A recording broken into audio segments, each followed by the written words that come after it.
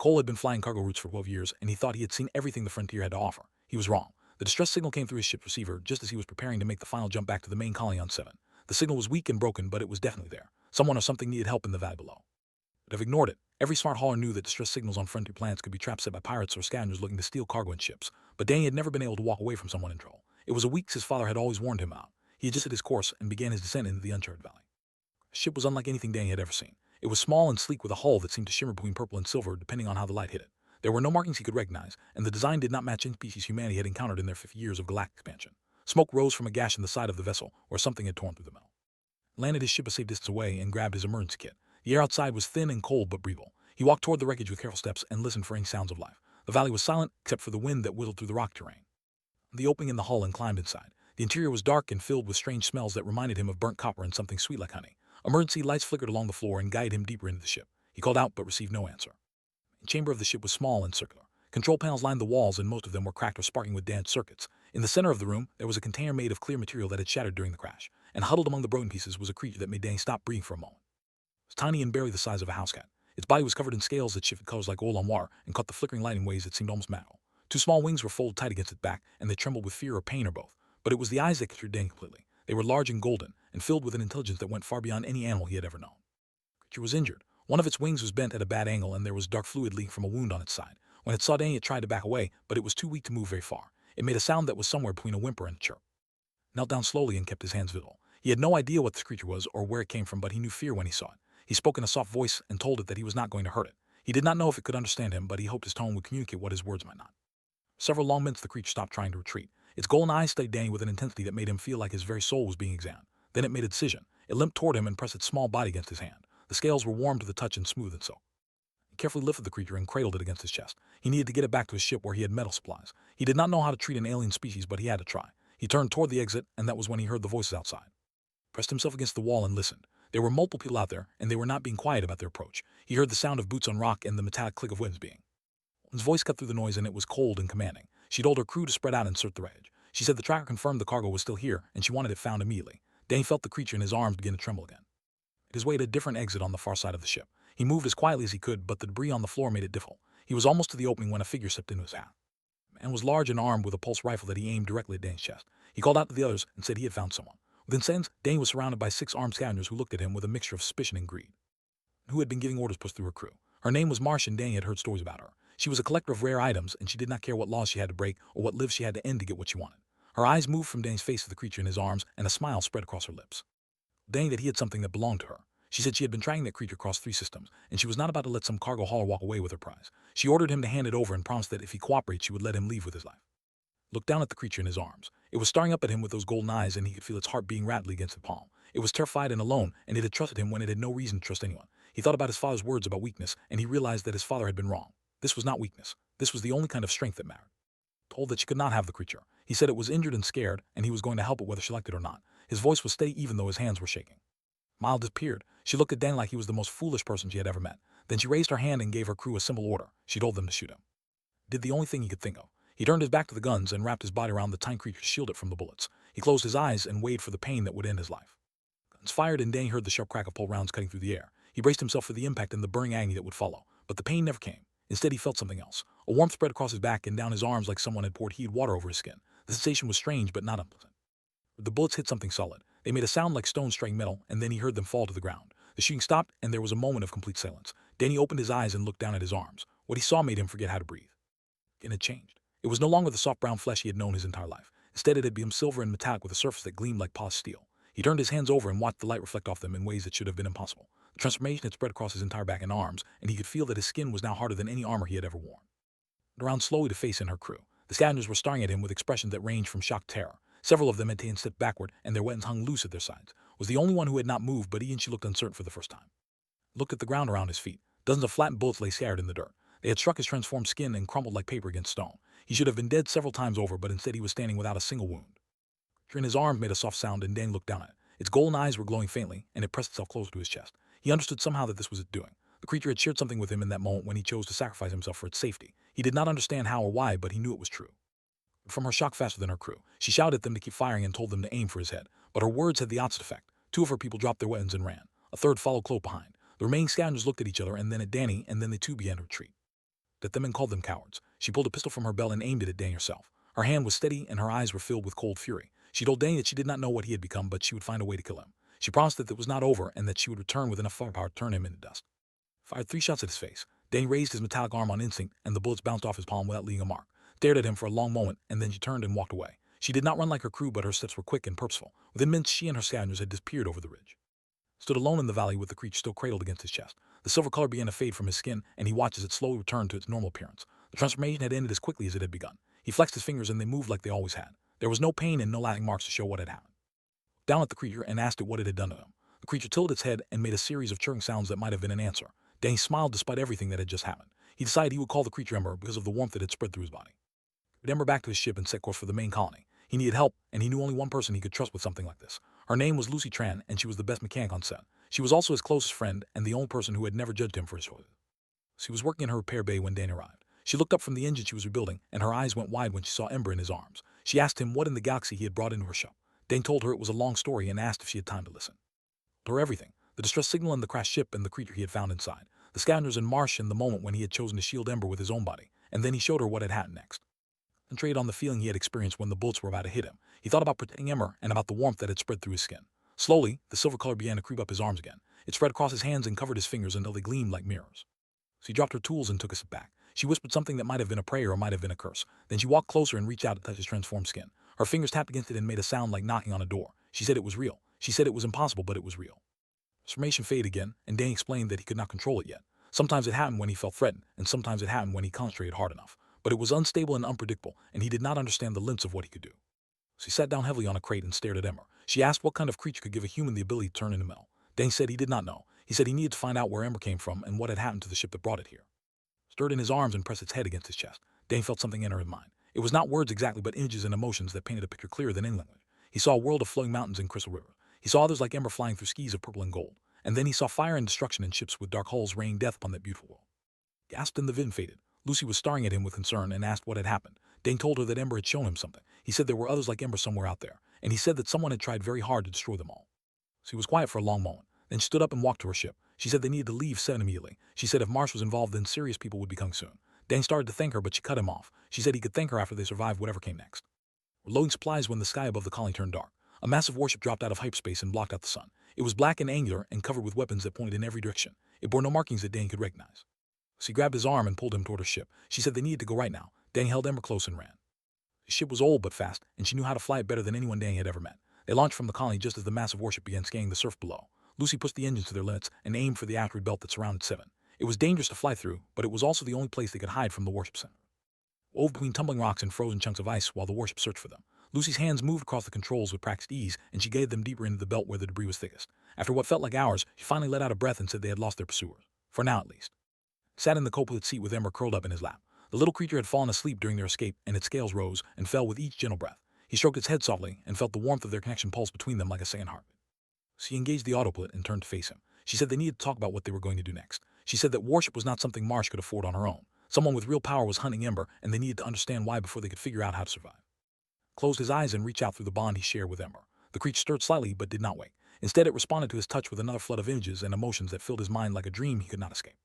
Saw Ember's home world again. He learned that the creatures were called, and they had existed for thousands of years before humans ever left their own planet. They were peaceful beings who valued protection above all else. They had the ability to share their gifts with other species, but only with those who proved themselves worthy through acts of genuine selflessness. Bond was rare because most beings in the galaxy acted with calculation and personal gain in mind. True sacrifice without expectation of reward was something they had almost never found in other species. When they did find it, the bond they formed was permanent and powerful. They shared their strength, and the bonded partner became a guardian capable of protecting the innocent from harm. His gift had attracted the wrong kind of attention.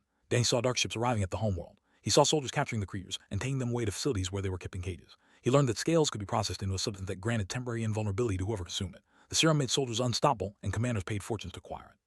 The organization responsible called itself the Syndicate Collective. They had hunted across the galaxy until only a handful remained. Those who survived went into hiding on remote worlds where the Syndicate had not yet reached. Then Danny saw something that made his heart ache. Ember was not just any. She was the last surviving offspring of the Queen. Her mother had been captured years ago, and Ember had been smuggled away on a ship that was supposed to take her to safety. But the Syndicate had found them. They had shot down the ship over 7, and Ember had been the only survivor. He opened his eyes and found tears running down his cheeks. Lucy was watching him with concern and asked what he had seen. He told her everything. He explained what they were and why the Syndicate wanted them. He told her about Ember's mother and the desperate flight that had ended in the valley where he found her. She was quiet for a long time after he finished. Then she said something that surprised him. She said they needed to find the other. She said if any of them were still alive, then Danny and Ember were probably their only hope.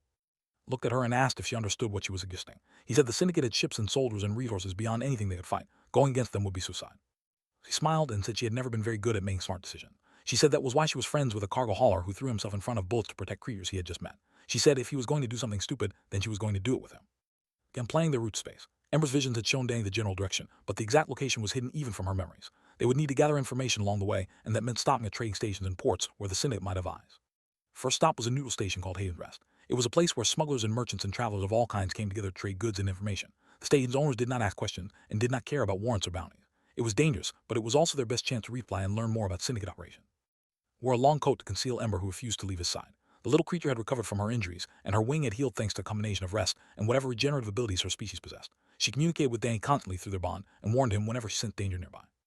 Moved through the crowded quarters of the station and searched for a contact Lucy knew who traded information. They found the man in a small shop near the lower docks. He was old and thin with eyes that had seen too much. He recognized Lucy and greeted her warmly, but his smile faded when she told him what they were looking for.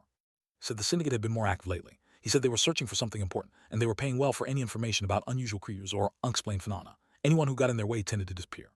He asked if the man knew where the Syndicate kept their captured. The old man went pale and asked how Danny knew about that. Danny said it did not matter. He just needed to know the location.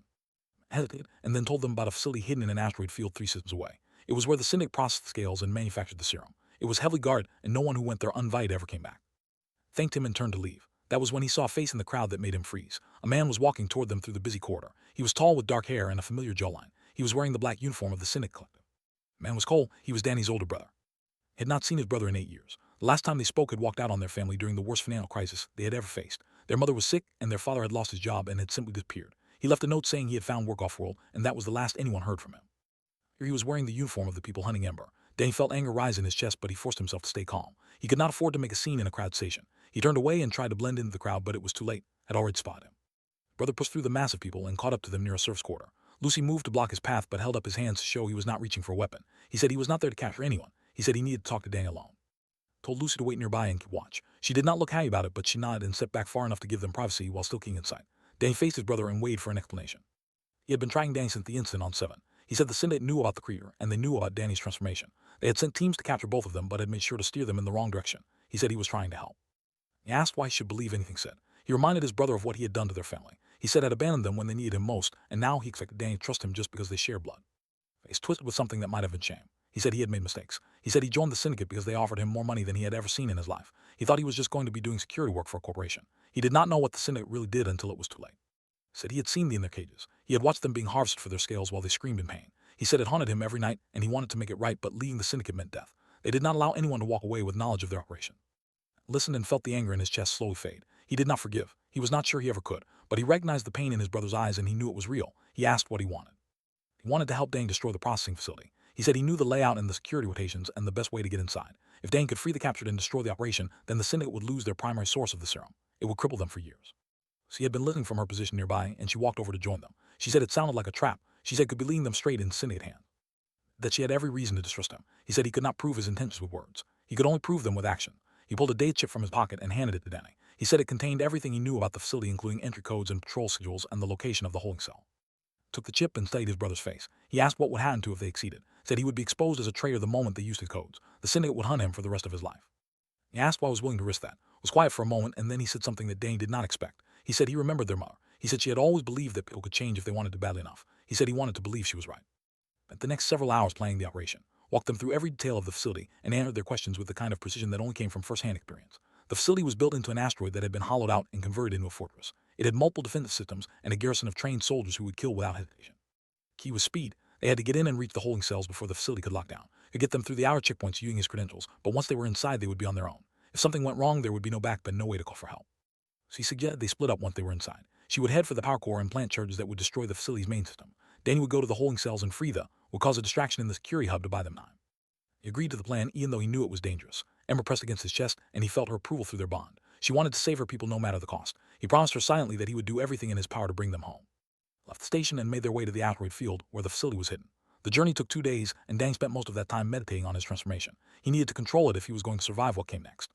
Discovered that the key was emotion. The transformation responded to his desire to protect. When he thought about shielding Ember or saying they captured, the silver metal flowed across his skin like water. When he let those feelings fade, the transformation retreated. By the end of the same day, he had shifted, and although maintaining the change for long periods still exhausted him. arrived at the facility and transmitted his access codes. The outer defense system powered down and allowed them to dock at a hidden bay on the asteroid's surface, led them through surface tunnels that were rarely patrolled until they reached a junction where they would have to separate. Danian said he was sorry. He said he should have been there for the family and he should have been a better brother. Dane clasped his hand and said they could talk about it later. He said they had people to save first. Split up and Dane made his way toward the holding cells. Ember guided him through the bond and warned him whenever guards were nearby. He moved through the corridors like a shadow and avoided detection until he reached the subblock. He saw inside made his stomach turn. Dozens of them were locked in small cages that barely gave them room to move. Their scales were dull and their eyes were empty. Some of them had wounds that showed where they had been harvested recently. They looked up at Dane with expressions of hopeless despair. He was about to open the first cage when alarms began to blare throughout the facility. Red lights flashed, and a voice announced that intruders had been detected. Danny heard footsteps approaching from multiple directions. He had been found. He defaced the corridor and saw armed guards pointing toward him. At their head was a familiar face. Marsh smiled at him with cold satisfaction. She said she had been waiting for him. She pressed a button on her wrist and blast doors slammed shut at every exit. Danny was trapped and surrounded. Toward Danny with slow, confident steps. Behind her stood at least 40 guards armed with weapons that looked far more advanced than anything he had seen before. She said these were scale-piercer rifles designed specifically to penetrate defenses. The Syndicate had developed them after capturing enough of the creatures to study their weaknesses. She was impressed that Danny had made it this far. She said most people would have given up or run away after their first encounter, but Danny had kept coming and now he was exactly where she wanted him. She planned to capture him alive and study his bond with the creature. Then she would harvest them both. Looked at the cage behind him. They were watching him with eyes that had regained a spark of hope. They knew what he was and they knew what Ember was. He could feel their emotions through his bond with Ember. They were afraid, but they were also praying that he could save them. Thought about his options. He was alone against overwhelming odds with no backup and no way to escape. The smart thing would be to surrender and hope for a chance to escape later. But surrender would mean abandoning the more suffering. It would mean betraying the trust that Ember had placed in him. Made his choice, he reached inside himself and called upon the transformation. The silver metal flowed across his skin until it covered him from head to toe. He gleamed like a statue made of living steel, and he placed himself between the guards and the cages. He did not need to defeat them. He just needed to protect them long enough for Lucy and to complete their mission. The order to fire and the guards unleashed everything they had. The scale-piercer rounds were faster and more powerful than anything Danny had faced before. They struck his metallic skin, and he felt each impact like a hammer blow. Pain shot through his body, but he held his ground. Rounds did not penetrate, but they were designed to wear down defenses over time. Each shot weakened his transformation slightly, and he could feel the metal starting to crack under the relentless assault. He would not be able to hold out forever. Pressed against his chest, and he felt her fear for him through their bond. She was terrified that he would die trying to protect her people, but beneath the fear there was something else. There was pride and love and a determination that matched his own. She pressed deeper into their connection and showed him what they had once been. Guardians. Long ago they had traveled the galaxy and formed bonds with other species to protect the innocent from harm. They did not fight to destroy their enemies. They fought to shield those who could not shield themselves. Their power grew stronger when they embraced the purpose completely. Understood? He had been trying to endure the attack. He had been thinking of survival, but that was not the source of his strength. His strength came from his desire to protect. He focused on the behind him and thought about the pain they had suffered. He thought about Ember's mother who was still captive somewhere in this facility. He thought about every innocent creature who had ever needed someone to stand between them and those who would do them harm. Transformation deepened. The silver metal became brighter and smoother until it shone like a mirror. The cracks sealed themselves, and the scale-piercer rounds began to bounce off without leaving any mark at all. Dane felt stronger than he had ever felt in his life. Spread his arms wide, and the metal extended outward to form a barrier that covered all the cage behind him. The guards kept firing, but their shots were useless now. Danny had become a living shield that nothing could penetrate. Screamed at her soldiers to fall back and regroup, but before they could move, the lights in the facility flickered and died. Emergency power kicked in a moment later, but by then everything had changed. Lucy had reached the power core. Explosions rocked the asteroid and threw guards off their feet. The blast doors that had trapped Danny slid open as the security systems failed, and through the smoke came leading a group of freed workers who had been enslaved in the facility. They had risen up when they saw their chance at freedom. He was not alone. Running beside him were three who glowed with the light of newly formed bonds. During the chaos of his distraction, had freed several of the creatures from a separate holding area. When he risked his life to protect them from guards who tried to stop him, they had recognized his worthiness. They had bonded with him just as Ember had bonded with Danny. Again shifted between silver and gold as he used his new abilities to shield the freed workers from gunfire. They had chosen him. Despite everything he had done wrong, they had seen the good that still remained in his heart. She appeared from another corridor with two more bonded at her side. She had encountered them while planning charges, and when she stayed to defend them instead of completing her mission, they had formed a connection with her as well. She laughed as bullets bounced off her transformed skin and said she finally understood why Danny had become such an optimist. Her operation falling apart around her. Her guards were retreating and her prisoners were escaping, and three humans with bonds were cutting through her forces like they were made of paper. She tried to flee, but Dane blocked her path. Told her it was over. He said the Syndicate had lost their facility and they're captured, and their ability to produce the serum. Whatever power they had built on the suffering of innocent creatures was finished. Alden said the Syndicate was larger than one facility. She said they would rebuild and they would find him and they would make him pay for what he had done. Dan looked at her with pity rather than anger. He said he hoped she would find something better to do with her life. Then he stepped aside and let her run. Gathered the freed and led them to the docking bay where Lucy's ship waited. The creatures were weak and frightened, but their eyes had changed. They looked at Danny and Lucy with wonder and gratitude. For the first time in years they had hope. Guided them through hyperspace to a hidden world where the surviving had gathered. It was a small moon orbiting a gas giant in a system that appeared on no maps. The who greeted them were few in number, but their joy at seeing the freed prisoners was overwhelming. Learned that Ember's mother had died in captivity years ago. The news broke something in Ember, but she also found peace in knowing that her people were no longer alone. They had allies now. They had humans who had proven themselves worthy of the bond.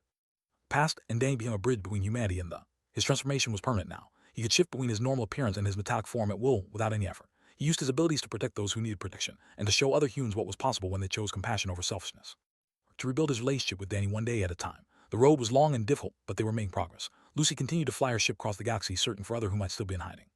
Day, a young human asked Danny why they had chosen to trust humanity. They were a species known for war and cruelty and greed. What made humans worthy of such a gift? Smiled and looked at Ember, who had grown larger and stronger in the time since they first met. He said they did not choose humanity because humans were perfect. They chose humanity because, when it mattered most, there were humans who chose to shield instead of strike. There were humans who threw themselves in front of bullets to protect creatures they had just met. Pad for self-protection was rare in the galaxy. Most species calculated risks and rewards before taking action, but humans sometimes acted on pure instinct to save others without any thought for themselves. It was irrational and dangerous, and exactly what they had been searching for across thousands of years. Human asked if that meant all humans could form bonds with them. Danny said he did not know. He said the bond could not be forced or faked. It only formed when a person proved through their actions that they would sacrifice everything to protect another. Believed that capacity existed in every human heart. It just needed the right moment to reveal itself, and when it did, the universe would discover what humanity was truly capable of becoming. Pressed against his chest and filled his mind with warmth and love. Together they looked up at the stars and wondered what the future would bring. Whatever challenges lay ahead, they would face them the same way they had faced everything else. Not as warriors seeking victory, but as guardians protecting the innocent. It was the human way, that was the way. And together they would show the galaxy that it was the only way that truly mattered.